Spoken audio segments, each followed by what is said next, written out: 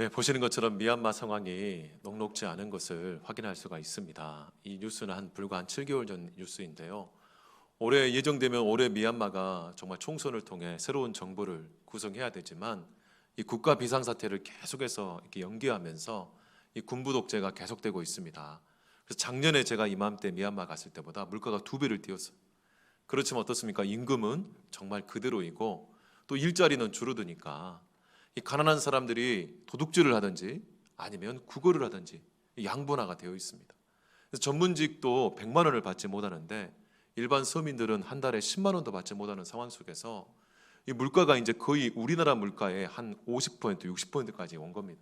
전에는 우리나라 물가의 한 20%도 안 됐는데 그렇게 어마어마하게 뛰니까 그야말로 이 전 국민의 50% 가까운 사람들이 이 빈민에 해당할 만큼 그렇게 어려움 가운데 있는 것을 제가 가서 직접 확인할 수가 있었습니다.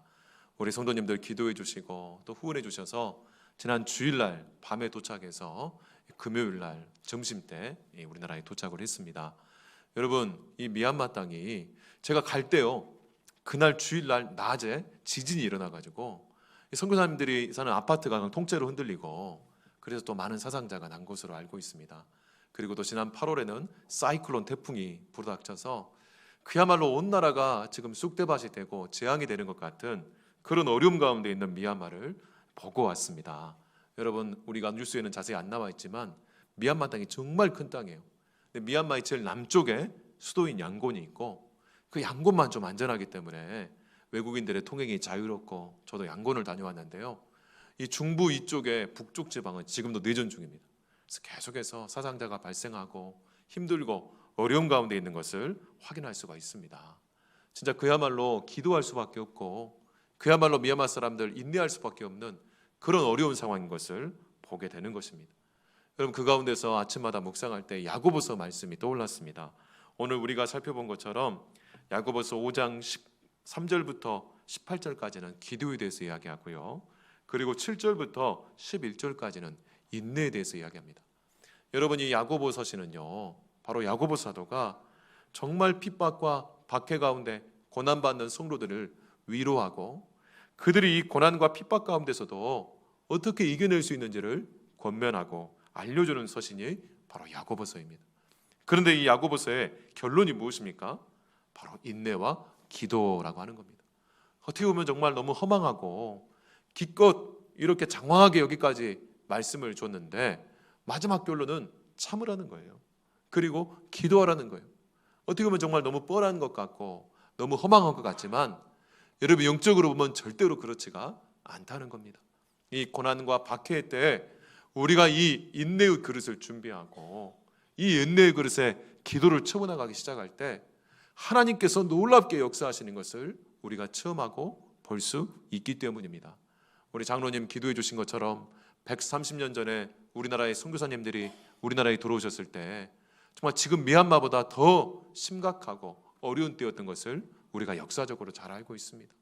그리고 또한 일제치하 36년과 그리고 6.25 동란 3년의 그 어려움과 그 아픔의 시기를 우리 선조들이, 우리 믿음의 선배들이 인내와 기도로 감당했을 때 하나님의 때에 하나님께서 우리나라를 새롭게 하시고 이렇게 선교 강국으로 이렇게 우리의 복음의 빚을 갚는 일에 헌신하게 하신 것을 우리가 잘 알고 있습니다. 마찬가지로 미얀마에 가면요, 바로 그 부분을 확인할 수가 있어요. 여러분, 동남아 여러 나라들이 있지만 미얀마 사람들이요 정말 순수하고 순박하고 정말 더 좀 강조해서 말씀드리면 마치 우리나라 사람 같아요. 우리나라 60, 70년대 시골에서 그렇게 아이들이 많고 사람들이 손대접을 하고 서로 반겨주고 환영하는 이런 마음들을 이 미얀마에 가보시면 여러분 알 수가 있습니다. 그래서 우리가 내년 1월에 우리가 태국 치앙마이로 선교를 가고 할 수만 있으면 내년 하반기에 우리 성도들이 준비해서 이 추석을 끼고 아마 몇 사람이 더 좋습니다. 함께 미얀마에 가서 여러분, 우리가 지난달에 여호수아 말씀을 보면서 뭐라고 했습니까? 네가 밟는 땅을 그대로 주겠다고 말씀하셨어요. 우리가 믿음을 가지고 인내와 기도로 그 땅을 밟을 때 하나님께서 그 땅을 우리에게 주실 줄 믿습니다. 정말 하나님의 은총과 자비가 그들 가운데 임하는 것을 우리가 인내와 기도를 통해 경험하기를 주님의 이름으로 축원합니다. 그렇기 때문에 여러분, 이 야고보 사도는요 바로 우리가 기도할 때 정말 이 고난과 핍박과 박해를 이겨낼 수 있고 인내할 수 있다는 겁니다. 게다가 야고보서의 또 다른 주제는 뭡니까? 이 죽어있는 것 같은 행함이 없는 믿음이 어떻게 살아있는 행함이 있는 믿음으로 변화될 것이냐라고 하는 거예요. 그 비결이 무엇입니까? 바로 기도입니다. 기도. 결국 여러분, 기도는 바로 우리 죽은 믿음을 살아있게 만들고, 기도는 우리의 고난과 어려움 가운데서 정말 우리로 하여금 인내케 하셔서 하나님의 역사를 만나고 체험하게 만들어주는 통로가 된다는 겁니다.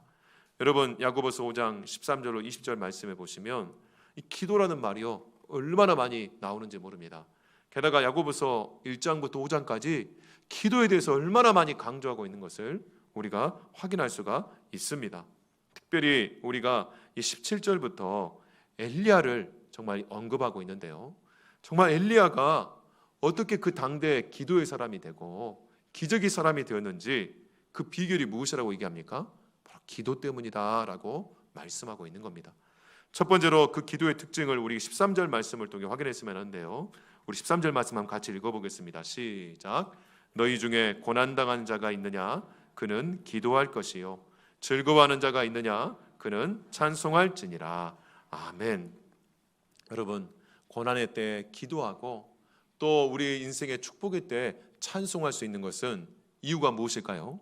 우리 인생의 주도권을 하나님이 잡고 있는 것을 믿기 때문입니다.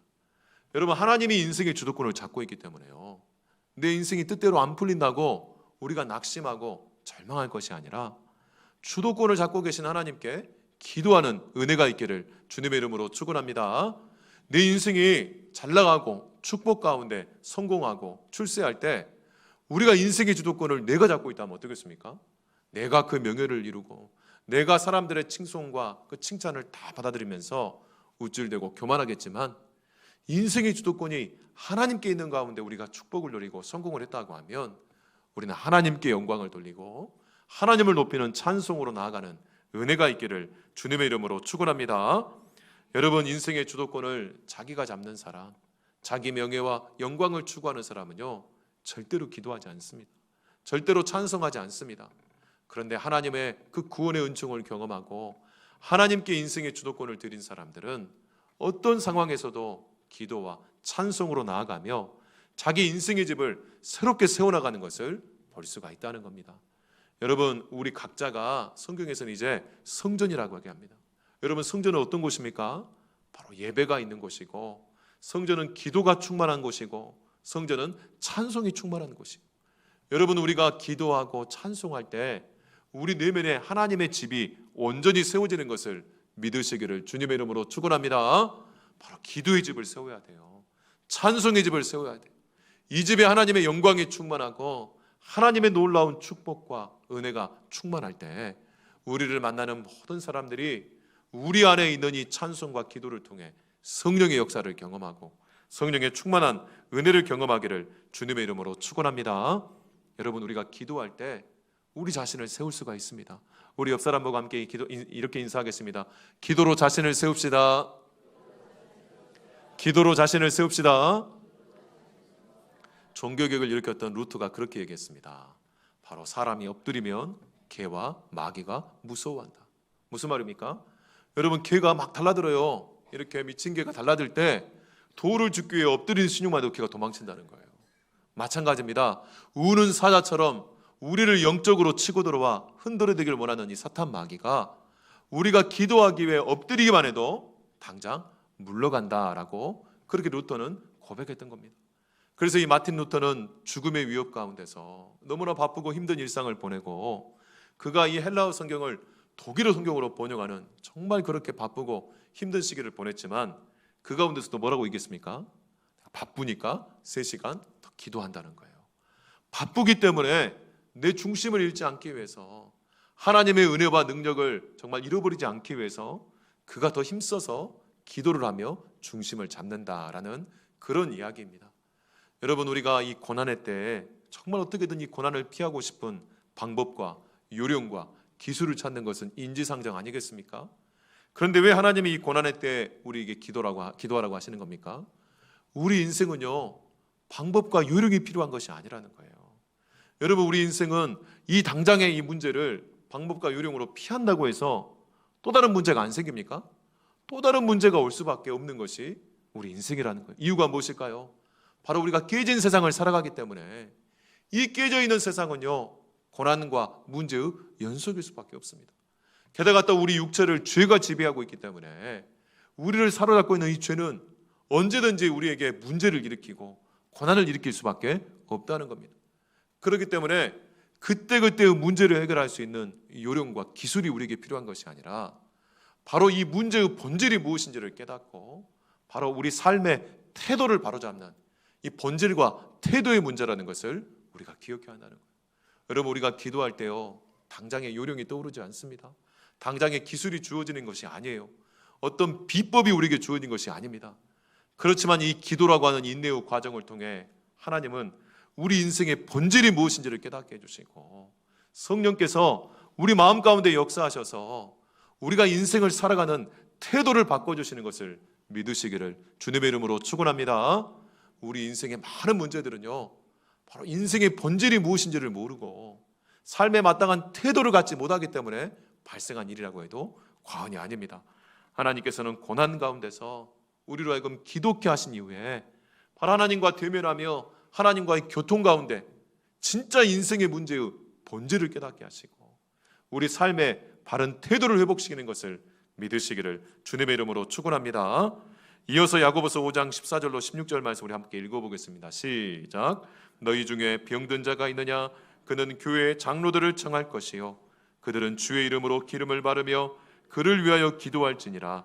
믿음의 기도는 병든 자를 구원하리니 주께서 그를 일으키시리라. 혹시 죄를 범하였을지라도 사하심을 받으리라. 그러므로 너희 죄를 서로 고백하며 병이 낫기를 위하여 서로 기도하라. 의인의 간구는 역사하는 힘이 큼이니라. 아멘.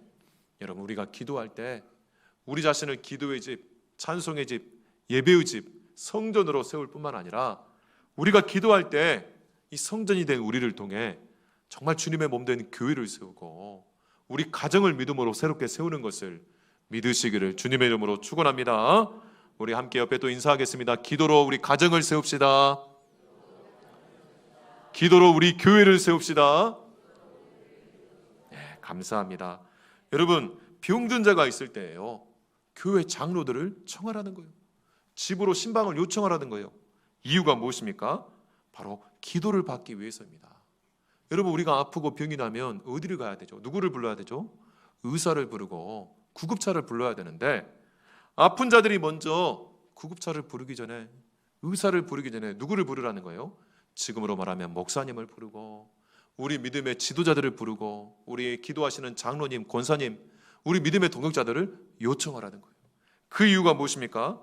요청받은 이 사람들은 무엇을 하냐면 첫 번째로 주의 이름으로 기도합니다. 여러분, 예수 그리스도의 이름으로 기도하는 이유가 무엇일까요?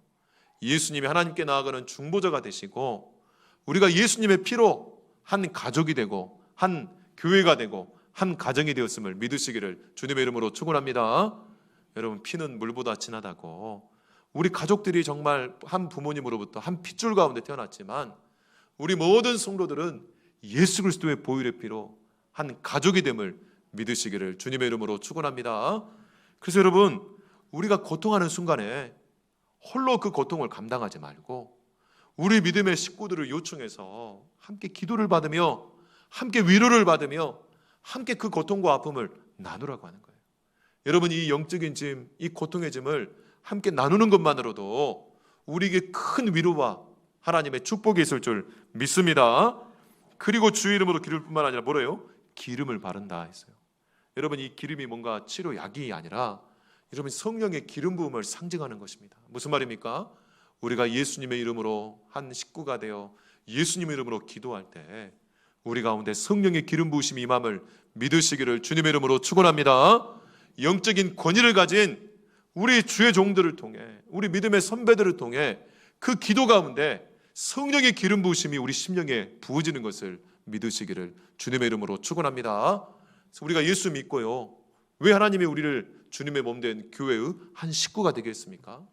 바로 영적인 질서를 따라 영적인 권위 가운데 성령의 기름 부으심을 받아 힘을 내기 위해서라는 거예요. 그렇기 때문에 여러분, 우리가 기도를 해주고 기도를 받는 것이 그냥 가벼운 일이 아니에요. 해도 되고 안 해도 되는 일이 아니라 정말 하나님의 성령의 기름 부으심을 받는 일이고 하나님의 큰 영적인 정말 부어주심을 받는 일이라는 것을 기억하시기를 주님의 이름으로 축원합니다.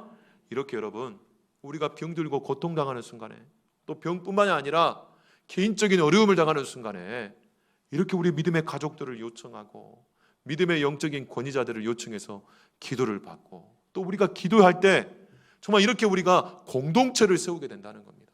여러분, 우리 가족들은 어떤 공동체입니까? 정말 혈연을 나눈 공동체잖아요. 이 가족 공동체가 많은 세상은 여러분 경쟁하고 다투고 그렇기 때문에 분열합니다. 그런데 여러분, 우리 가족은 어떤 것입니까? 경쟁하고 다투는 것이 아니에요. 돈 때문에, 세상의 것 때문에 다투는 것이 아니라 협력하는 것이에요. 왜 협력할까요? 더 약한 자들을 돌아보고. 여러분, 부모도 어떻습니까? 가장 약한 자녀에게 마음에 가며 그를 붙들어 줄 때 우리가 협력하고 하나가 될 수 있는 거예요. 그게 가족입니다. 교회도 마찬가지입니다. 우리 교회 가운데 힘 있는 사람, 돈 있는 사람, 권세 있는 사람들 주목하고 그들을 따를 것이 아니라 우리 교회 가운데 가장 연약한 사람, 남 모르게 눈물 흘리는 사람, 그 사람을 우리가 찾아가서 이렇게 주님의 이름으로 기도하고 성령의 기름 부으심을 구할 때 그가 회복되는 순간 우리 모두가 진짜 가족이 되고 진짜 협력하게 된다는 거예요. 마찬가지로 개인적으로 어려움 당하는 분들이 부끄러워하지 말고 자존심 상하지 말고 교회에 이렇게 요청해서 함께 가서 기도하고 예배하고 성령의 기름 부으심을 받는 것이 얼마나 큰 은총과 자비인지를 체험하라고 말씀하고 있는 것입니다. 우리 장로님 기도해 주신 것처럼 제가 금요일 날 오후 3시에 딱 도착하자마자 우리 김자영 집사님 장례가 그날 어머님이 소천하셔서 여러분 잘 아시는 것처럼 항암 투병 중이시고 또 무남 동료이시기 때문에 정말 우리가 믿음의 가족이에요. 그래서 정말 여러분 그 다음날 어제 토요일 우리가 입관 예배를 요청했는데 우리 많은 성도님들이 정말 명절임에도 불구하고 한 차를 가득 채우셔가지고 오셔가지고 함께 이렇게 예배하고 위로하고 그렇게 그 고통의 그 고난의 자리에 함께 있어주는 것만으로도 얼마나 감사하고 얼마나 축복인지 우리가 진짜 하나님 안에서 주님 안에서 가족이구나라는 것을 진짜 체험했습니다. 또 입관 예배 이후로도 많은 성도님들이 가서 조문하시면서 격려해 주시고 그래서 너무 감사하다고 오늘 아침에 말씀하시더라고요. 정말 눈물을 글썽이시면서 감사하시고 또 이 시간에 우리 정경희 권사님 가셔가지고 끝까지 지금 함께 하시면서 위로하고 계시는데 정말 우리가 이렇게 어려움 당한 가정 정말 우리 스스로요 요청할 뿐만 아니라 우리가 또 찾아가서 알아서 찾아가서 이렇게 한 가족을 세우고 한 교회를 세우는 이 귀한 기도로 나아가기를 주님의 이름으로 축원합니다.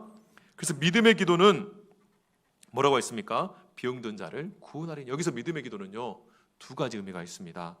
우리의 주인 되시는 예수 그리스도를 믿을 뿐만 아니라 주님의 몸된 교회로 속하게 하신 우리 믿음의 식구들을 신뢰하는 기도라는 거예요. 공동체를 통한 기도가 여기서 말하는 믿음의 기도예요. 여러분 혼자서 그냥 기도원 가서 혼자 기도하고 끝내는 것이 아니라 주님이 우리에게 허락하신 이 믿음의 권속들, 주님의 몸된 교회에 함께 우리의 연약함을 나누고 기도할 때 진짜 그것이 진짜 믿음의 기도이고 그 기도 가운데 역사하는 힘이 크다라고 말씀하고 있는 것입니다. 여러분 엘리야처럼, 엘리야는 어떤 사람이라고 했습니까? 디셉 사람이고 정말 구약을 대표하는 기적과 기도의 선지자입니다. 근데 여러분 엘리야의 출신 성분을 성경은 밝히고 있지 않아요. 여러분 구약을 대표하는 2사람이 있습니다. 모세와 엘리야예요. 그래서 예수님의 변화선상에 이 구약을 대표하는 모세와 엘리야가 나타나서 예수님과 함께 십자가의 죽으심에 대해 상의를 합니다. 근데 여러분 모세는 잘 아는 것처럼 레이지파이고 그의 출신 성분이 분명하게 나타나 있지만 엘리야의 출신 성분을 성경은 밝히고 있지 않습니다. 디셉이라고 하는 촌구석에 정말 이름도 없는 사람이 기도를 통해 자기 자신을 세우고 기도를 통해 사르밧 과부와 여러 고통하는 그 사람들 가정을 찾아가서 그 가정을 세우는 가운데 하나님의 은혜를 체험하더니 결국은 어떻습니까?